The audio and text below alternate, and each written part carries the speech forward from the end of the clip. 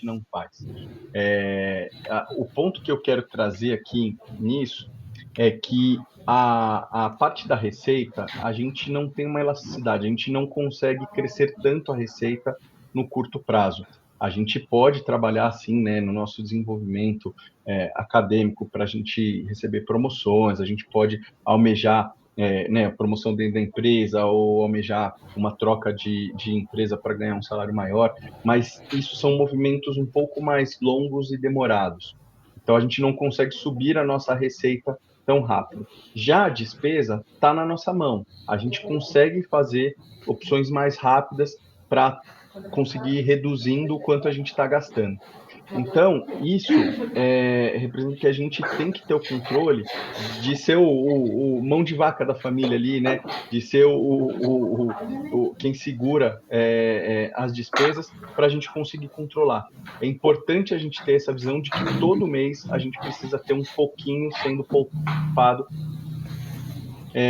para o nosso futuro, tá? Então, o fluxo de caixa positivo, ele é essencial. Ele é a pedra fundamental do planejamento financeiro, tá? Ele é super básico e ele é difícil de ser executado, porque a gente tem que, muitas vezes, abrir mão de algumas coisas importantes para a gente. Mas ele é o passo fundamental. A gente tem muito mais controle sobre as nossas despesas do que a gente tem sobre as nossas receitas, tá? Então, esse é um ponto importantíssimo aqui.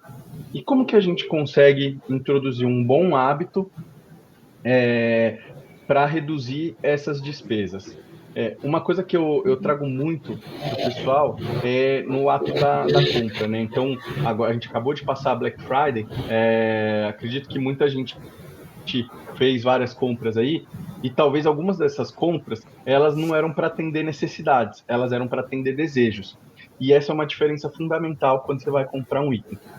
Se você está atendendo uma necessidade, então, o que é uma necessidade? Pô, eu preciso de um lugar para morar, eu preciso me transportar, eu preciso me alimentar, eu preciso ter um mínimo de lazer aqui, então eu preciso ter uma condição de vida mínima ali para me atender. Esses itens são necessidade. Itens de desejo. Eu trocar de celular, eu trocar de carro, eu trocar a TV da minha casa. Trocar a TV, né? No caso de uma TV não quebrada, você só fazer o upgrade da TV. Esses são itens de desejo. E tudo bem a gente atender alguns desejos, eles alimentam a alma, né? Assim, a gente brinca com isso. Mas o item de desejo, você tem que fazer a compra de forma consciente, de que ela não vai atrapalhar as suas finanças. Então, né, o que é necessidade, não tem jeito, a gente vai ter que comprar e aí a gente busca a melhor forma de encaixar no orçamento né, vamos em frente. Os itens de desejo, você tem que se perguntar se aquilo ali vai afetar suas finanças ou não. Então, muita gente acabou comprando algumas peças de roupa a mais, colocou no carrinho lá e aí pagou e falou, não, depois eu me viro para pagar. Esse é um sintoma de que, né, você está um pouco desregulada na sua parte financeira. Então, sempre que fizer alguma compra, independente do que for, tenta fazer essa pergunta: eu estou atendendo uma necessidade ou um desejo? E aí você vai conseguir ter uma visão mais clara se você compra ou não aquele item, tá? Então, ou pelo menos trazer para a consciência de que aquilo ali não vai afetar a sua vida financeira, ou vai afetar, mas vai afetar de uma forma controlada. E tudo bem, tá? Então, eu acho que esse é um ponto importante nessa visão. E aí, todo mundo que começa a fazer esse questionamento, né, em todas as compras, depois vocês vão ver, as primeiras vezes é meio chato, assim, mas depois vira um processo natural. E aí, as pessoas que começam a fazer vão ver que você naturalmente vai começar a gastar menos. Você naturalmente vai começar a aproveitar mais os itens que você já tem. Eventualmente, quando né, você está querendo trocar algumas roupas, em vez de você deixar de comprar um item, você vai falar assim, não, eu vou vender tal coisa, porque vai me dar né, um item que eu não estou usando, porque isso vai me dar recurso para eu poder comprar o item que eu desejo sem afetar a minha vida financeira. E isso é natural, né? Então, você, só de fazer esse questionamento, você já começa a buscar alternativas para conseguir ir trabalhando melhor essa questão. E uma dica legal que eu dou nesse caso é para quando você, né, num dia de Black Friday, por exemplo, você colocar os itens no carrinho, quando é compra online, os sites eles pensam tudo ali, né, para fazer o mais fácil possível a nossa compra. Então, deixa o item no carrinho pelo menos ali umas 2, 3, 4 horas, para dar tempo de você amadurecer essa ideia dessa compra. Se puder deixar de um dia para o outro, melhor ainda, porque aí você dorme com aquela ideia, e aí você no dia seguinte já vai ter, né, refletido sobre aquilo ali, e aí você compra ou não. Você pode atender o desejo, mas pelo menos você já vai ter tido tempo para refletir sobre isso. Então é uma dica que eu dou, deixa no carrinho, não sai comprando por impulso, deixa lá, quietinho, aí você vai amadurecendo essa ideia e falando, putz, será que vai afetar ou não? É uma boa dica que eu dou. E aí, várias vezes, muitas pessoas me perguntaram, mas o vilão nesse caso é o cartão de crédito, porque eu passo lá nele e eu nem sinto a despesa. E aí, eu até concordo um pouco com esse ponto, mas eu tenho uma má notícia para quem pensa assim. O vilão não é o cartão de crédito. O vilão somos nós mesmos. Nós que tomamos a decisão de utilizar o cartão de crédito. O cartão de crédito ele é um meio de pagamento. Você pode acabar se endividando de diversas maneiras, não só pelo cartão de crédito, tá? Então, o cartão ele pode viabilizar alguns sonhos, alguns itens que você está precisando. Pô, minha geladeira quebrou, eu preciso comprar uma geladeira e não tenho o dinheiro para pagar à vista. Pô, parcelando, vai se encaixar no meu orçamento, eu não vou acabar me endividando e eu consigo ter esse bem já que eu estou precisando agora. Então, o cartão de crédito ele é um meio de pagamento. Quem é o vilão, no caso, são, né, as nossas decisões. Nós que tomamos essas decisões e a gente que acaba utilizando de forma errada. Então, por isso que a gente precisa ter essa consciência no momento da compra. Vou aproveitar aqui, se alguém tiver alguma dica, alguma sugestão, contar algum caso, por favor, fica à vontade, pode escrever no chat. Se quiser abrir o microfone, pode pedir a voz aí. A ideia é a gente trocar um pouquinho de ideia mesmo, tá? Um ponto que eu tenho aqui, Gustavo, é Opa, quando a gente tem promoção. Quando é, é promoção, o que que faz? então, eu acho que é na mesma linha, assim, se é uma promoção, é um item que você deseja, você tem que fazer né, ali a reflexão de que se aquilo vai afetar ou não as suas finanças. Vou dar um exemplo extrapolado, tá? Imagina que uma Ferrari entrou em promoção. De 1 milhão saiu por R$ 500 mil. Pô, 50% de desconto na Ferrari, R$ 500 mil de desconto. Mas eu não tenho condição de comprar uma Ferrari hoje. Então eu não posso comprar. Pode estar com 80% de desconto. Faz Eu não sentido. posso comprar essa Ferrari. Então né, eu estou extrapolando para mostrar o conceito. Sim. Então é isso. Se você se encaixar nas suas finanças, pô, manda bala. Acho que é até uma dica, né? A própria Alha, a gente vive muito disso, né? De trazer boas ofertas para os nossos usuários. Mas tem que ser uma compra consciente, de que não vai te endividar fazer essa compra. Então, só fazer a pergunta e só refletir sobre o tema já ajuda muito. Acho que esse é o principal ponto, Perfeito, obrigada. tá bom? Nada, que isso. E bom, e aí trazendo um tópico que até o Júlio me pediu para trazer aqui especialmente para essa palestra, como a gente está no período de final de ano, Antes de começar, claro, Gustavo, teve uma pergunta aqui, a gente teve uma pergunta no chat. Olá, Gustavo, a planilha de custos ajuda? ajuda demais. Vou falar um pouquinho mais sobre ela até agora, assim. Então, ajuda demais. Vou dar alguns detalhes, algumas dicas de como construir essas planilhas aí, pegar, né, modelos que tem na internet. Mas super legal. Então, vou aproveitar esse tema. E aí, falando, né, sobre esse período de final de ano, o que a gente tem? A gente tem não só gastos a mais por confraternização, por presente, por passeios, por férias, como também a gente tem os gastos do início do ano, que são os tributos, né? IPVA, IPTU, a gente, eventualmente, para quem tem filho, sabe que criança custa caro na escola, mas quando está fora da escola custa mais caro ainda, né? Porque você vai ter que pagar passeio e tudo mais. Então tem muitos custos extras nesse período aqui de dezembro a fevereiro, vamos dizer assim. E aí, trazendo algumas dicas, o que eu posso trazer de forma bem concreta para vocês, tá? Principalmente para o finalzinho do ano, agora, onde a gente tem gastos, vamos dizer assim, não previstos no nosso orçamento, é tentar agora no finalzinho do ano, pegar, né, a gente está no dia 5, faz uma meta para você do quanto que você pode gastar por cada item ali, né? Então, de presente, eu vou dar presente para meu sobrinho, para minha tia, você bota uma meta de gastos global que você vai ter e tenta se manter dentro dessa meta.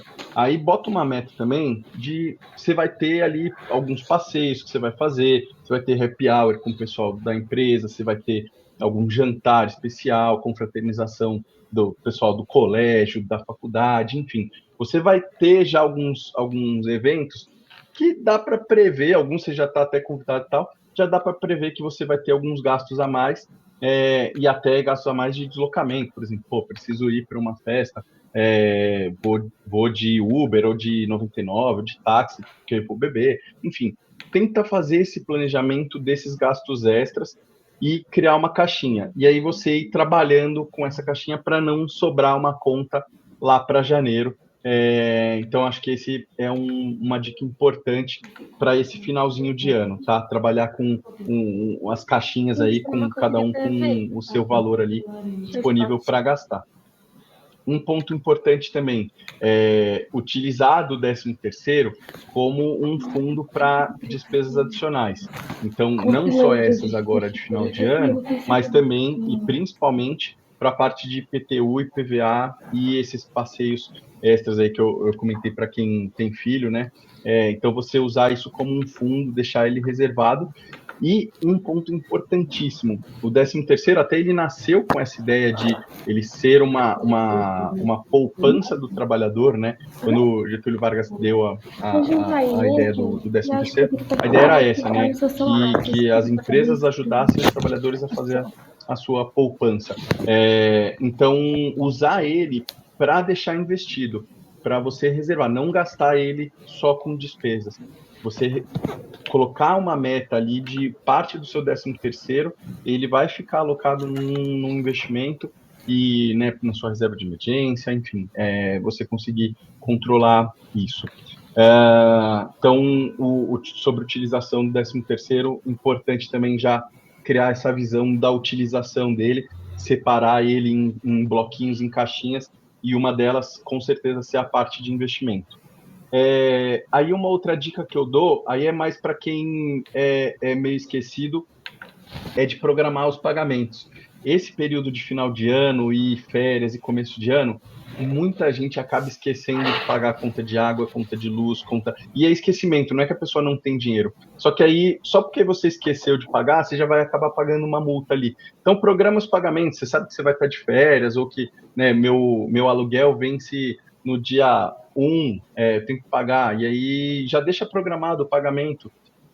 Para você não correr o risco de ter que pagar alguma multa, tá? Então é uma dica que eu dou, porque muita gente acaba reclamando, falando, puta, paguei 10% de multa de tal item porque eu esqueci de pagar. Então, uma dica importante também, simples, mas importante. E aí, falando já da planilha de custos, trazendo o ponto do planejamento. Então, é uma boa época, tanto o finalzinho do ano quanto o início do ano, você pegar e fazer o planejamento do ano seguinte, tá? É um exercício muito importante.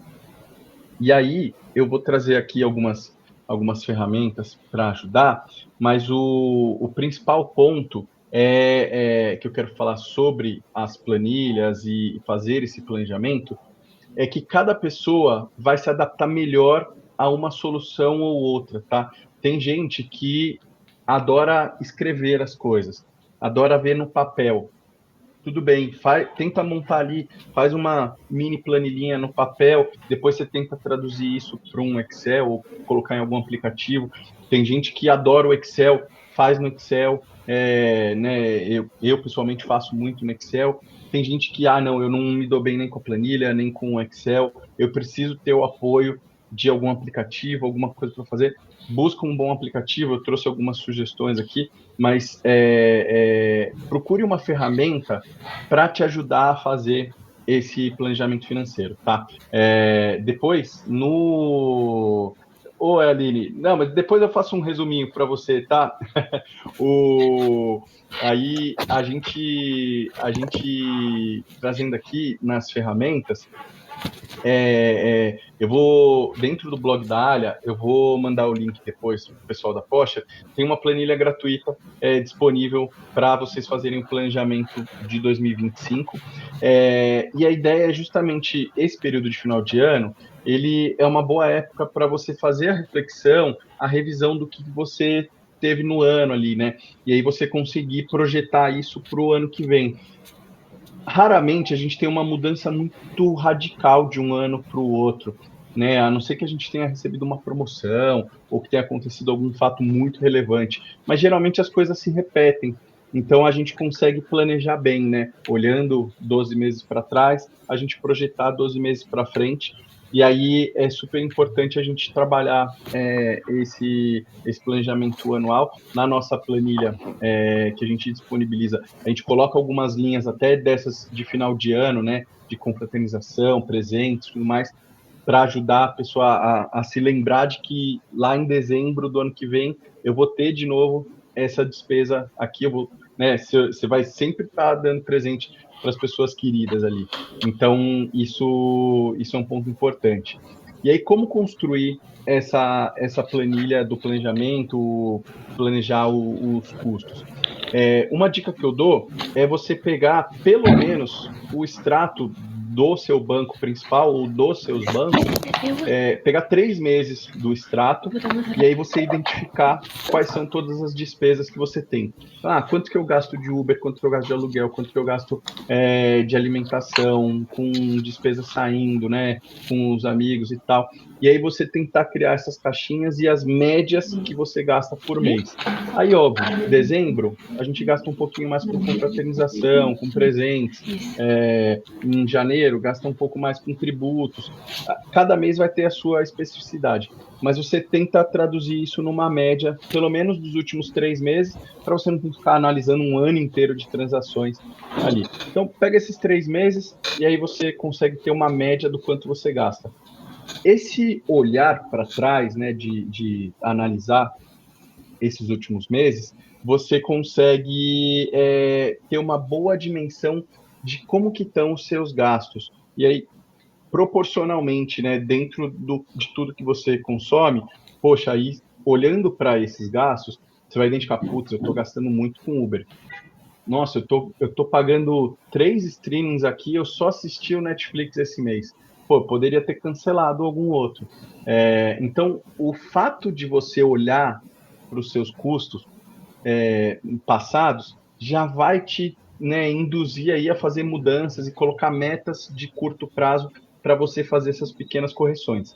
E aí o ideal é você fazer um acompanhamento simples, mensal. Você não precisa gastar horas e horas fazendo o seu planejamento todo mês.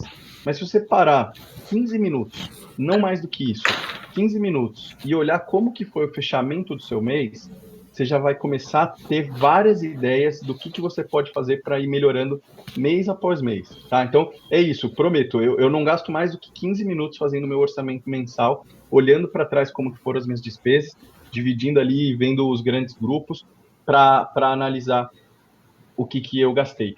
Só disso, você já sai com metas de, eu gastei R$ 300 de Uber esse mês.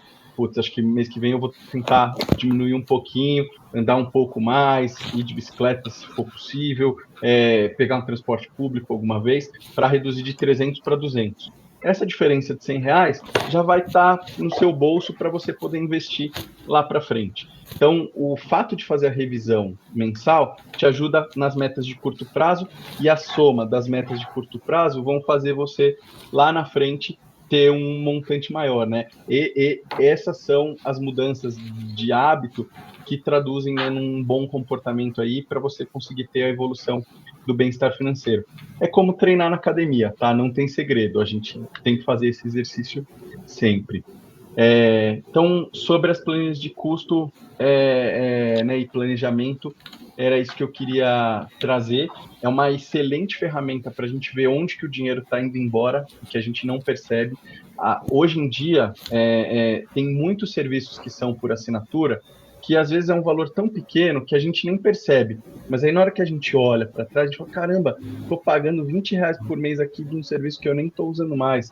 Ou estou pagando, por exemplo, o Spotify e eu poderia estar dividindo com uma família porque eles têm o plano família e eu nem fiz essa conta. Então, tem várias coisas que a gente pode trabalhar nesse sentido para ir reduzindo as nossas despesas. Então, é uma ferramenta super importante e aí a ideia é assim, você utilizar a que melhor vai te atender, tá? Então, pode ser o Excel, pode ser o Guia Bolso, Mobius também é um aplicativo bem legal que eu gosto de recomendar. Tem a Serafim, que é um parceiro da Ali aqui, que tem uma solução que conecta no seu banco e aí consegue fazer todo esse monitoramento. Tem a Dinheirama, que tem uma planilha muito legal lá de planejamento financeiro. É um dos principais portais que eu acompanho sobre finanças pessoais. Pode ser um caderninho, enfim. A ideia é você ter esse momento para olhar para trás e fazer essa revisão dos seus custos e também você projetar o futuro para frente, né? Principalmente agora aí nessa virada de ano. E aí, a gente tem eu tenho uma dica de conteúdo e também vai ter um sorteio, né? Para quem está na live, Letícia, não sei se você quer falar, mas a gente vai ter um sorteio desse livro aqui da Nath Arcuri, do Me Poupe, que são os 10 passos para nunca mais faltar dinheiro no seu bolso. É um livro de leitura super simples. Eu gosto bastante de recomendar ele porque ele é uma boa dica de presente até para quem tem filho, sobrinho, alguém que está começando, né, a trabalhar aí. É muito bom essa pessoa já criar algumas visões assim para ela, né, não ter que corrigir lá na frente. O quanto antes a gente começar, é melhor. E é uma leitura super simples, é um livro relativamente pequeno e bem prático nesse sentido para você sempre seguir na trilha, tá? Então é um livro que eu recomendo bastante. Não ganho um centavo da Nath Arcuri, não conheço ela, mas é um livro que eu gosto de recomendar porque ele é uma leitura simples. Eu acho que muita gente, ainda mais quando fala de finanças, tenta trazer jargões e coisas muito complexas. Ela traz numa linguagem bem simples e que fica acessível para todo mundo aí conseguir introduzir esses hábitos, tá? E quem não ganhar, fica a dica já, né? Isso aí. Pode comprar. É um livro baratinho. Eu acho que na versão digital ele estava saindo por R$ 24.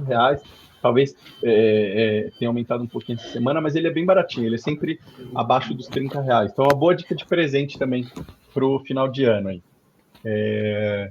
Mas legal. E aí, Antes da trazendo. gente Oi, continuar, Gu, eu acho que claro, tem uma claro. pergunta bem interessante aqui da Fernanda, que é: como sair do vermelho, recomeçar, por onde começar a olhar? Acho que ela já sabia qual era o meu próximo slide. Então Então, o pessoal tá antenado aqui, tá? tá. Não, foi ótimo. Excelente pergunta. É um dos pontos principais aqui quando a gente fala de preocupação e dessa angústia relacionada à vida financeira como um todo. Então, muita gente já passou, está passando por isso, ou tem alguma pessoa próxima, amigo ou familiar, que esteve endividado, às vezes muito endividado. O que dá para a gente trabalhar, tá? Eu tento trazer aqui em 4 passos que tentam traduzir um pouquinho o caminho a seguir, tá? Não é muito fácil, mas assim, a explicação acaba sendo fácil. O primeiro passo, ele parece muito básico, mas ele é uma realidade que eu encontro muito por aí de pessoas que estão endividadas e elas tentam esconder esse problema. Ou ela esconde da família, ou ela esconde de si mesmo, ignorando que aquilo existe. Quem nunca aqui ouviu aquela ideia de, não, daqui 5 anos essa dívida caduca, meu nome está limpo, eu posso pegar dinheiro de novo. Isso né, é uma frase muito dita aqui no Brasil, ela é muito comum e ela tem um fundinho de verdade, mas ela esconde um monte de coisa ruim por trás, que é você passar 5 anos né, ali sem poder ter cartão de crédito, com limite baixo, caso você precise fazer alguma coisa, você fica sem acesso a uma série de benefícios que você pode ter no mercado por conta de estar com um nome sujo nesse sentido. Então, assumir que a dívida existe, ele é um passo importante, né? E isso dentro do ambiente familiar também, tá? Acho que é importante. Eu já peguei vários casos de o marido estava endividado e não contava para a esposa, e aí no final a esposa acaba tendo que dividir essa conta ali, e se tivessem falado e se planejado com antecedência, nada daquilo teria acontecido. Então é um passo importantíssimo a gente ter essa transparência conosco e com a família de como que a gente está. E aí, para resolver o problema, o que é o passo a passo? Então, primeiro passo, anotar tudo que você deve. Quanto eu devo, para quem eu devo, o quanto eu devo e qual é a taxa de juros que eu estou pagando para essa entidade ou para essa pessoa. Então, você vai lá, se é banco, se é no cartão, se eu estou devendo para algum amigo, se eu estou devendo para algum familiar, você anota o quanto você está devendo, para quem eu estou devendo e também a taxa de juros. O banco, o cartão, eles são obrigados a te dar essa informação, tá? Se não está claro para você no seu contrato com o banco ou no cartão, o gerente do seu banco ele é obrigado a te passar essa informação de forma clara, qual é o custo efetivo da dívida que você tem ali, tá? Ele é obrigado a fazer isso pelo Banco Central. Se ele não passar, vocês podem até abrir uma reclamação pedindo essa informação e eles vão te retornar o mais breve possível. Então, o banco é obrigado a te passar essa informação. Geralmente, amigos e familiares, muitas vezes é aquele empréstimo que não tem uma taxa de juros, e aí você coloca lá zero, você só vai ter que devolver o valor. E aí, uma vez tudo estando anotado, a gente passa por etapa de renegociação. O que acontece aqui? Muita gente não sabe que essa etapa é possível. Então, apesar de a gente ter várias vezes aparecendo na mídia, feirão de renegociação do Serasa, ou feirão de renegociação de determinado banco, muita gente acaba falando, não, você acha, o banco nunca vai querer renegociar comigo. Mas entende do lado do banco que ele está lá, ele quer receber o dinheiro de volta.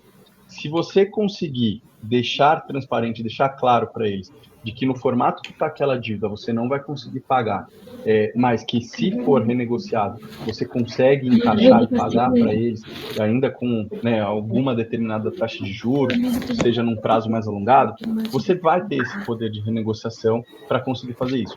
E hoje tem várias empresas especializadas para auxiliar nessa renegociação, tá? Então, acho que a dica que eu dou na questão de procurar uma empresa, procura uma empresa idônea, olha no Reclame Aqui, olha na internet, veja a reputação dessa empresa que vai te auxiliar para você conseguir ter essa renegociação bem feita para encaixar dentro do seu orçamento.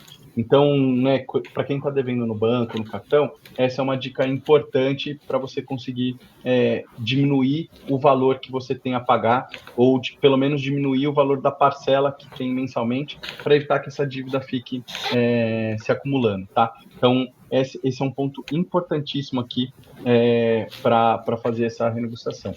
A gente está num momento onde no Brasil a taxa de juros está oscilando muito. Então, a gente veio de um ciclo, se você pegar no ciclo dos últimos 5 anos, ela estava baixa, depois subiu, depois desceu de novo, agora está subindo e a expectativa é que ela suba mais ainda.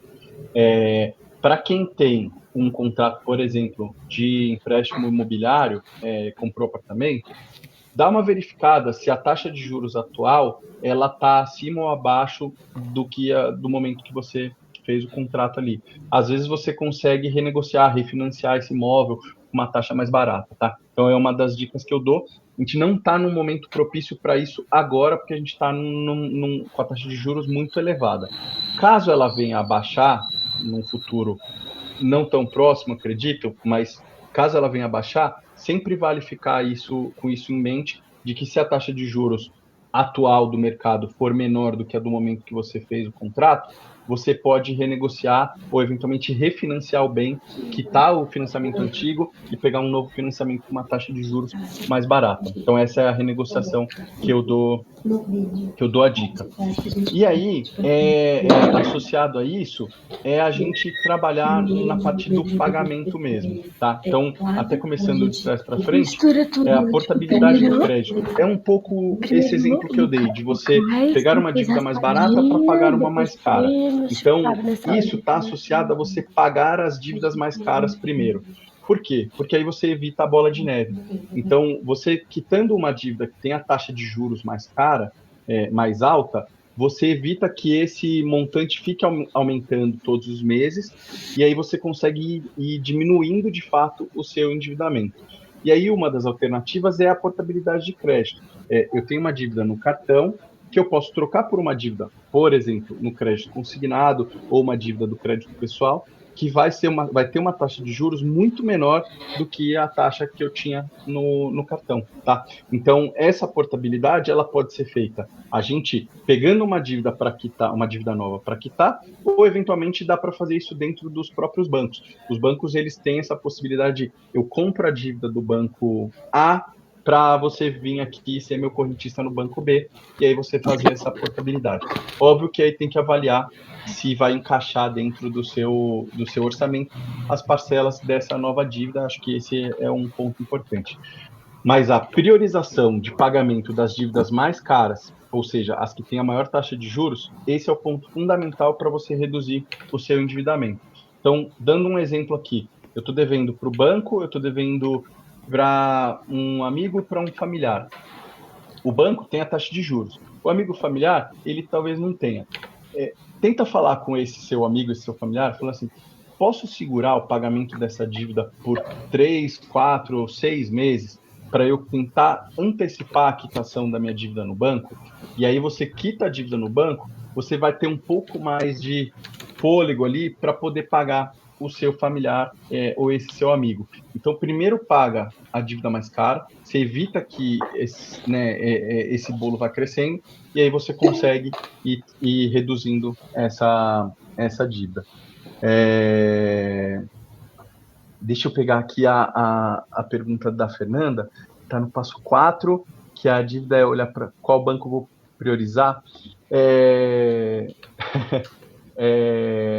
Então, o ponto é as dívidas mais baixas, ele pode parecer que eu vou quitar essa e eu já vou ficar livre. Mas o que você não está vendo nesse caso é que a dívida maior, ela continua aumentando. E aí o seu bolo, né, é uma boca do jacaré ali, ele só vai aumentando.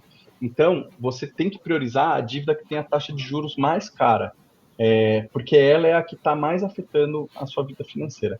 Se você tem mais de uma instituição financeira que você está devendo, tenta juntar tudo isso. Tenta fazer a renegociação. Uma das empresas que eu recomendo para vocês procurarem, que eu conheço o pessoal, sei da idoneidade deles, é a Blue 365. Vou até escrever aqui. O Júlio também conhece os fundadores da Blue, eles eram nossos colegas lá dentro do Cubo, mas eles eu recomendo para fazer essa renegociação das dívidas, tá? Eles têm integração com vários bancos e e eles vão conseguir ajudar vocês nessa renegociação.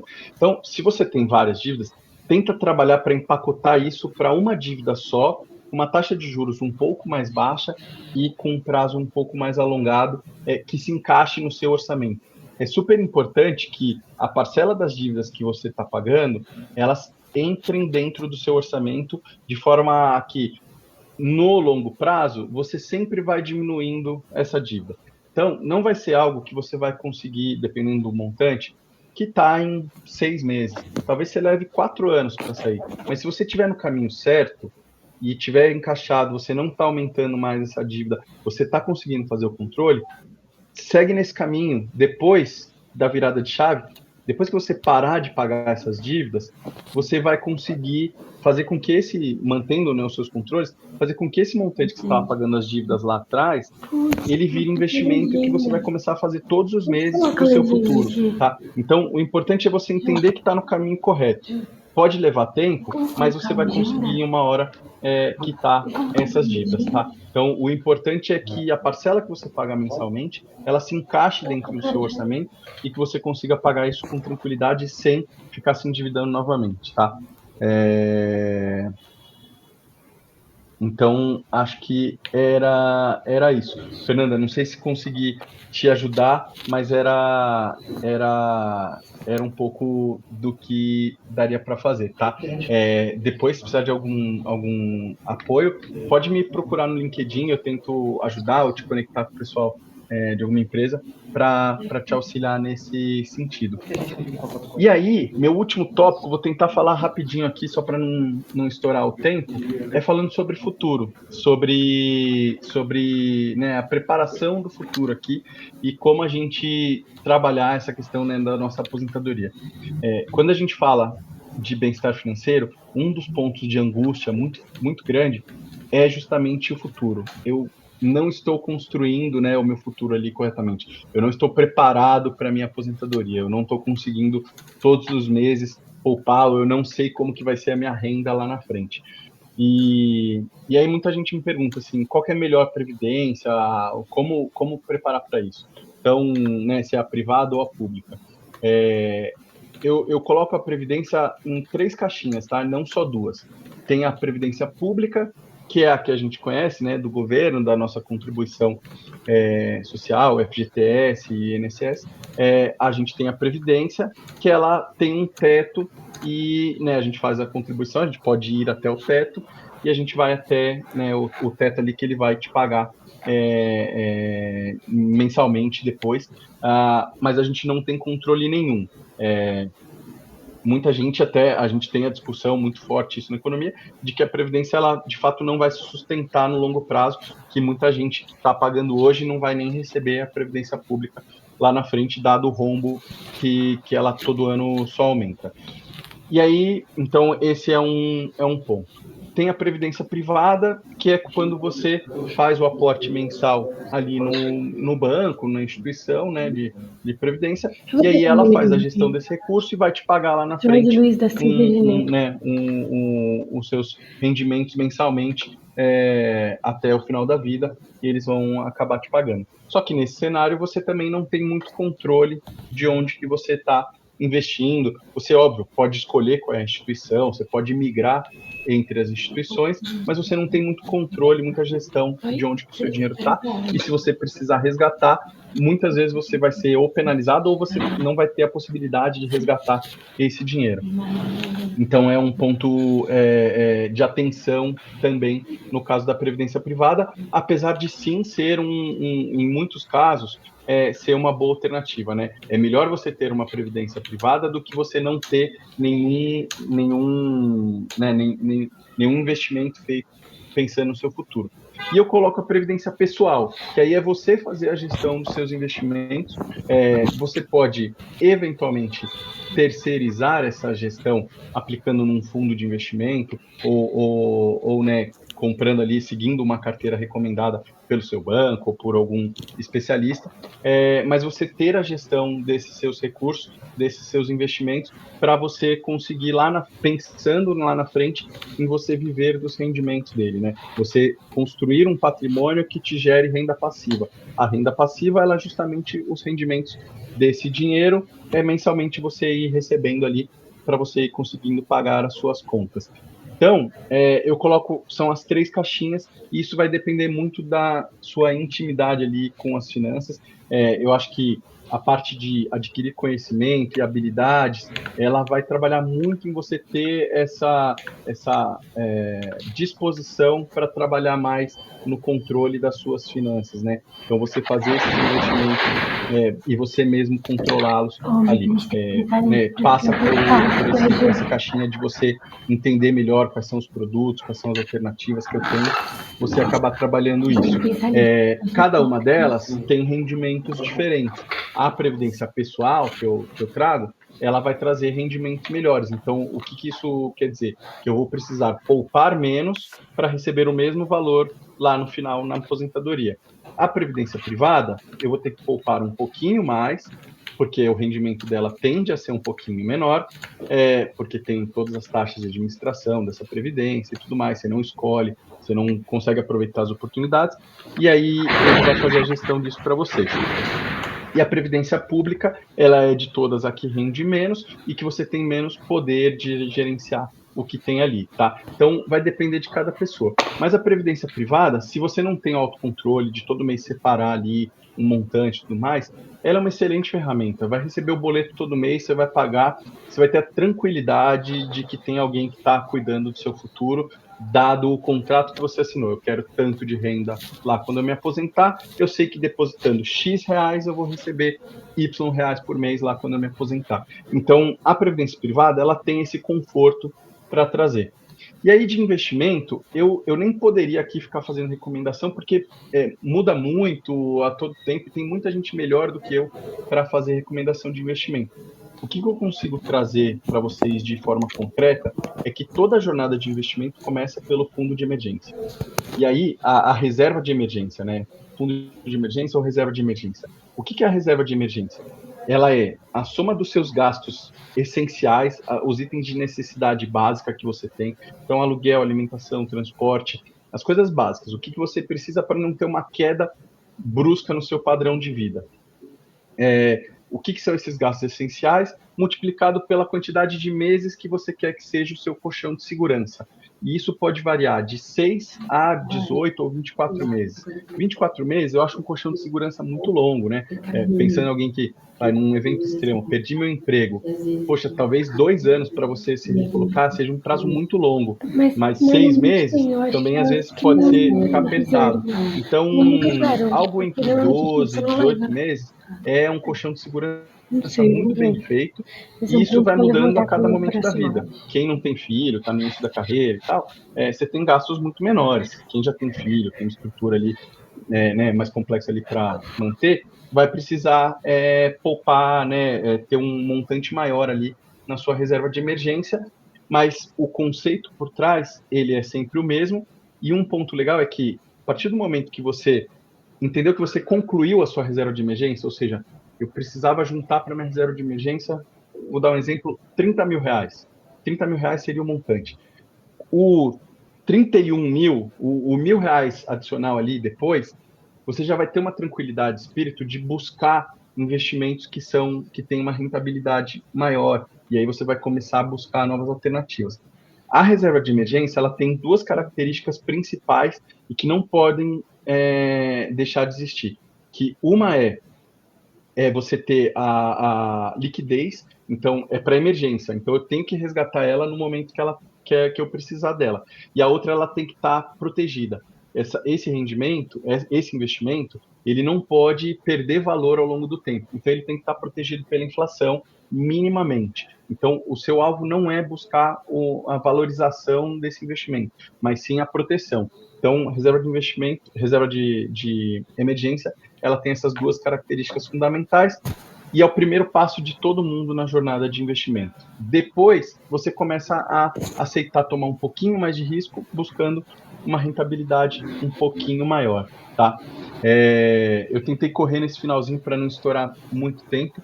Acho que um ponto importantíssimo também, que muita gente não conhece, nessa questão de futuro, é traçar a sua curva de previdência, é entender o quanto você precisa poupar, qual é o valor que você precisa chegar de patrimônio para você ter renda passiva ao longo do resto do final da sua vida. E tem várias calculadoras que disponibilizam isso. A gente está preparando uma muito legal aqui na Alha para deixar disponível para todo mundo, para justamente chegar nessa conta aqui, de quanto eu preciso poupar, durante quanto tempo, para eu ter uma renda passiva de determinado valor. Tem muita coisa disponível já na internet, vocês conseguem procurar. Curva de previdência ou calculadora de previdência. É muito legal a gente ter essa noção do quanto que a gente precisa investir no presente para o nosso futuro. E aí, meu último slide aqui é sobre a fórmula do sucesso e está muito associada a essa preparação do futuro. E se eu pudesse traduzir, seria a disciplina de você fazer as escolhas corretas, né, no presente ali, você ter essa consciência do que você está gastando, de você fazer as economias, e o tempo. O tempo ele é o melhor amigo do dinheiro quando está bem aplicado. E aí isso vai trazer o bem-estar financeiro, tá? Então, desculpa ter corrido no finalzinho, acho que foi legal a gente ter uma troca aí de ideias, mas espero que tenha ajudado alguns de vocês aí esse bate-papo. Tá joia? Super obrigado. Obrigada, viu, Gustavo? A gente agradece muito. Acho que teve mais uma perguntinha aqui da Isadora. Opa, Eu posso usar um CDB como investimento para futura aposentadoria ou precisa ser previdência? não, pode. O CDB é uma excelente alternativa, tá? Pode usar sim e tranquilo, assim. A previdência, geralmente, quando eu falo, né, a previdência pessoal, você vai justamente escolher esses investimentos, né, esses produtos financeiros que vão te trazer ali segurança e rentabilidade. Então, você tem vários bons investimentos aí na linha do CDB, LCI, LCA, Uhum. CDB, você tem uma série de investimentos bons para conseguir auxiliar aí a construir esse patrimônio. O CDB ele até é uma boa alternativa, dependendo de qual é a indexação dele, para a construção da reserva de emergência, né? Então, Sim. dependendo, muitos dos bancos, o Nubank, PicPay, eles utilizam de CDBs para fazer as suas reservas de emergência, né? Eles têm as caixinhas, as famosas caixinhas. Então, vale super a pena. Perfeito. E a Legal? gente agradece muito, pessoal, também a participação de todos. Vamos ter posts também para vocês ficarem ligados aí no Instagram da Alia, da Post também. A gente vai ter posts aí de dicas desse talk, do que foi comentado, tá bom? Se alguém tiver mais alguma Joia. dúvida.